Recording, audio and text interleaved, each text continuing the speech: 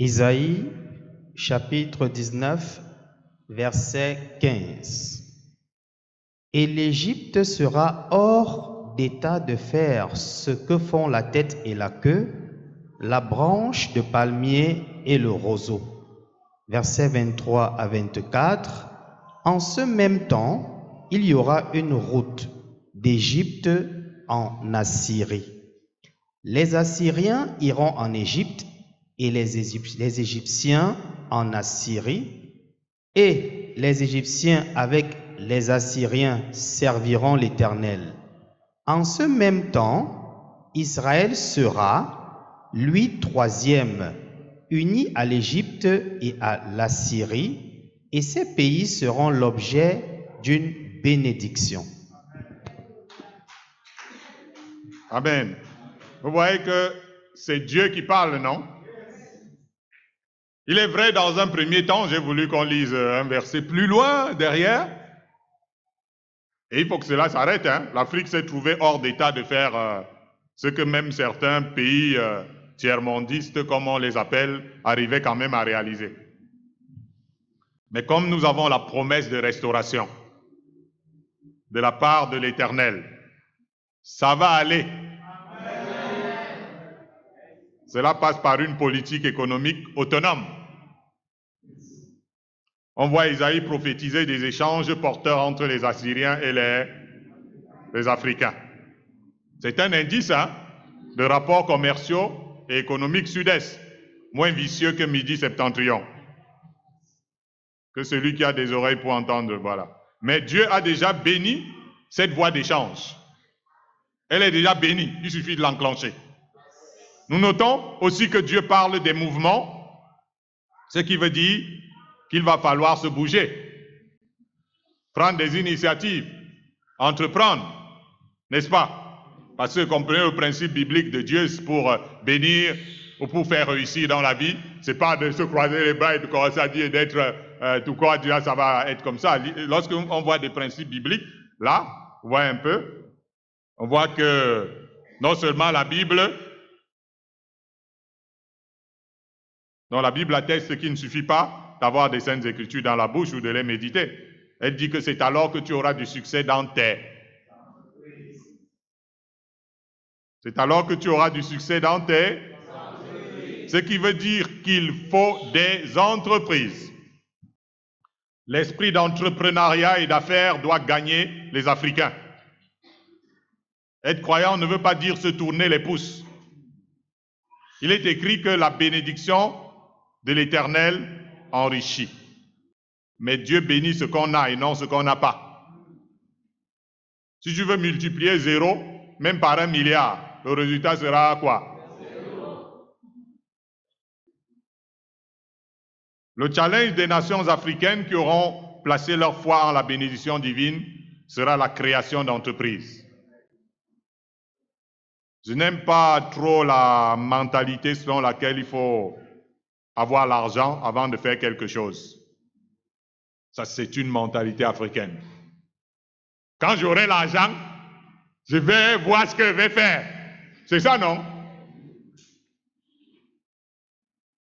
Il nous faut le blé. On te donne le blé. C'est pourquoi? La Bible dit à quoi sert l'argent dans les mains d'un insensé? C'est avec des idées, c'est avec des projets qu'on avance. C'est avec des idées, c'est avec des projets que les grandes nations ont avancé. C'est pas avec de l'argent. Regardez, quand il n'y a plus d'argent, bon voilà, on est mort. C'est ça, non? Mais ça, c'est africain. Ça, c'est africain. Une fausse mentalité. C'est pas qui nous a enseigné ça. Quand il n'y a pas d'argent, on est mort. Alors que les autres bâtissent avec des idées et des projets. En fait, si vous voulez savoir, l'argent sert juste d'accompagnement. La force d'un peuple se trouve dans ses idées, ses projets et dans ses prises d'initiative. Il faut déjà dénicher et montrer son talent. ensuite le faire valoir. Parce que la prospérité n'est qu'un résultat. Alléluia. La prospérité ne peut pas être la source.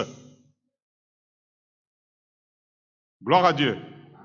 La prospérité ne peut pas être la source, elle est un résultat. Il y a beaucoup de personnes dans les familles qui ont des gens importants, d'autres partent consulter des personnes importantes pour les aider. Quelqu'un part frapper à la porte d'une grande personne qui a les moyens, il veut l'argent. Bon, bah, tu veux l'argent pourquoi? C'est que s'il y a l'argent, il ferait quelque chose. Et puis après, on est étonné, on vous donne 10 000, c'est bon. Tu fais quoi avec l'argent? Tu fais quoi avec l'argent? Mais allez frapper dans les grandes portes avec un projet et posez-le sur la table. Et là, on va vous prendre au sérieux. Il nous faut l'argent. Amen. Vous savez, le problème, il est là. Il est là. Si nous sommes le peuple de Dieu en tant qu'Africains, Israël est le peuple de Dieu. J'ai rien enlevé à ça, hein, attention. Parfois, il y a parfois des débordements où les gens se perdent dans ce qu'ils sont en train de dire. Donc, il ne faut pas qu'on se perde dans ce qu'on est en train de dire. Dieu dit aussi que son peuple est détruit, faute de connaissance. Pour bâtir des nations, il faut augmenter la connaissance. Voyez-vous? Ça veut dire qu'il faut augmenter l'instruction.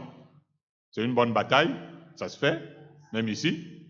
L'éducation, il faut augmenter l'éducation parce qu'il y a eu abandon d'éducation. Les parents dans les maisons aujourd'hui s'imaginent que c'est l'école qui doit éduquer leurs enfants.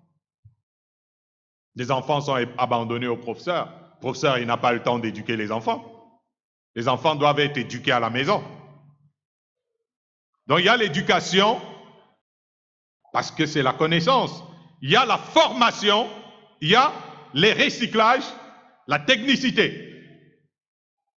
Nos chaînes de radio là, et télévision, ne sont pas obligées de nous montrer des films et des séries à longueur de journée. Ah, chers Africains,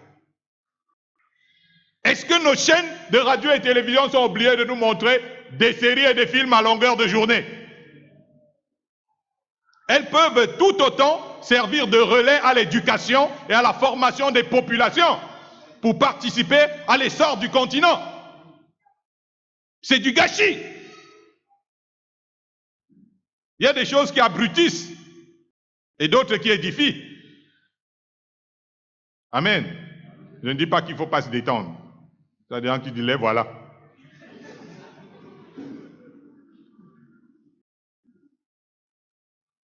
Il faut se détendre, mais pas trop.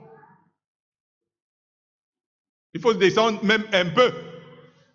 Quand on va arriver quelque part, hein, on se détend un peu et on travaille plus. Parce qu'on va arriver quelque part. Voyez-vous? Ça, c'est un conseil quand même important ici, une vérité claire. Nous devons grandir, atteindre cette maturité spirituelle, intellectuelle, scientifique en Afrique. L'apôtre Paul dit qu'aussi longtemps que l'héritier est un enfant, je dis qu'il ne diffère en rien d'un esclave, quoi qu'il soit le maître de tout. Le continent, nous, c'est notre continent et notre pays. Ah, c'est bien beau ça. Mais si c'est avec de l'immaturité, ça devient comme des enfants à qui on a donné un héritage. Si vous prenez un héritage, vous donnez à des enfants. Déjà immatures, ils feront quoi avec? Tant que nous sommes immatures, nous sommes des enfants et des esclaves, même si nous avons toutes les richesses du monde. Tout le monde sait que maturité et autonomie vont souvent ensemble. L'Afrique va faire un bond en avant quand elle saura prendre son destin en main, comme des grands. Mais il faudra ensuite le remettre entre les mains de Dieu. Très rapidement. Parce que la Bible nous l'enseigne. Voyez-vous? C'est ce que Salomon qui a bâti le plus grand royaume de tous les temps nous conseille.